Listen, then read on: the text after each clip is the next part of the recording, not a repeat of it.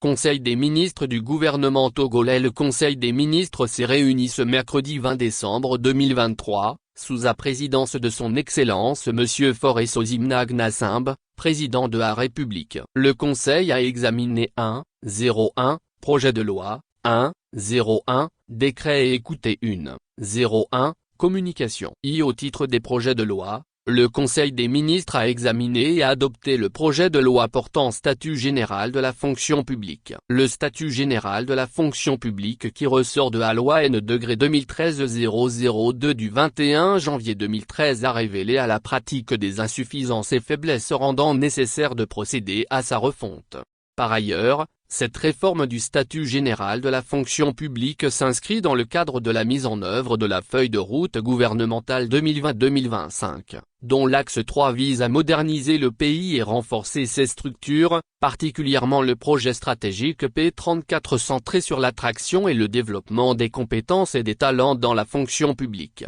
Dans cette optique, le chef d'État a instruit le gouvernement de formuler des propositions visant à promouvoir une fonction publique de mission, moderne et performante, susceptible de mieux répondre aux besoins et attentes des usagers et des populations, en cohérence avec les ambitions de développement de notre pays. À l'issue d'un processus de révision incluant une étude diagnostique du cadre juridique et institutionnel actuel de la fonction publique, un benchmarking sur les meilleures pratiques et législations d'autres pays et de larges concertations avec les acteurs concernés, des propositions de modification des dispositions de la loi ont été faites. Elles permettent d'améliorer, entre autres, à cohérence d'ensemble l'application du statut général de la fonction publique, de promouvoir la culture de performance et de rendement à partir d'évaluations basées sur des critères prédéfinis, de renforcer le système d'imprégnation, de formation et de perfectionnement au début et tout au long de la carrière du fonctionnaire. Les nouvelles dispositions permettent également d'améliorer les procédures de recrutement pour favoriser une protection adéquate et notamment prévue pour la femme fonctionnaire ou contractuelle de l'administration publique par l'intégration,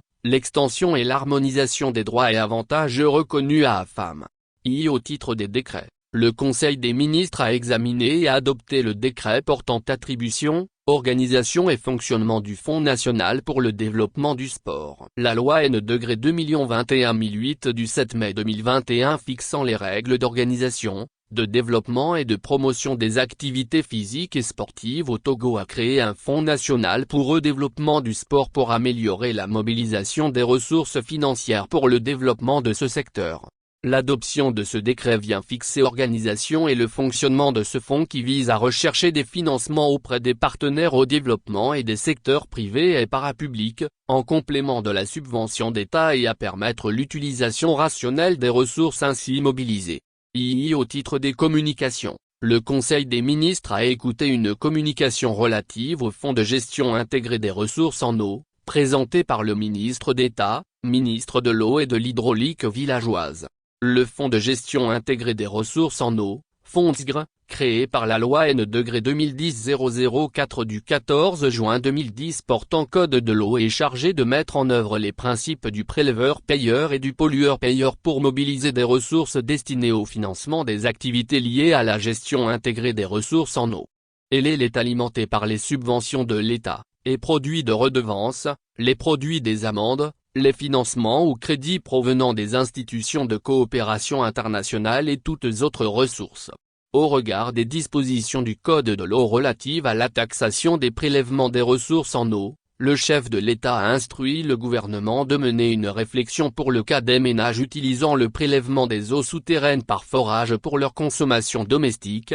dans le respect de la réglementation en matière de potabilité de l'eau de boisson et d'usage ménager, et en tenant compte de la nécessité de rationaliser l'utilisation des ressources en eau. Le président de la République a également instruit le gouvernement de mettre en place une gestion collégiale du Fonds de gestion intégré des ressources en eau et du Fonds Tinga, tout en conservant leur autonomie sectorielle à ces deux mécanismes. Il est alimenté par les subventions de l'État, les produits de redevances, les produits des amendes, les financements ou crédits provenant des institutions de coopération internationale et toutes autres ressources. Au regard des dispositions du Code de l'eau relatives à la taxation des prélèvements des ressources en eau, le chef de l'État a instruit le gouvernement de mener une réflexion pour le cas des ménages utilisant le prélèvement des eaux souterraines par forage pour leur consommation domestique, dans le respect des réglementations en matière de potabilité de l'eau de boisson et d'usage ménager, et en tenant compte de la nécessité de rationaliser l'utilisation des ressources en eau.